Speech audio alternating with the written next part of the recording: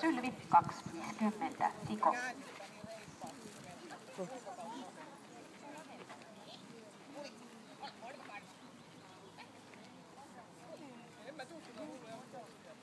Noita teki semmoista puhtasta nättiä rataa, mutta pikkasen liian hitaasti tätä ihan aikaa ajatellen. Eli ajassa 54.69 ihan puhdas nolla tulos ja näin ollen 5.69 saadaan tulokseksi. Sillä mennään sitten tässä vaiheessa kilpailua tuonne 4. sijaan pintaluokkaan.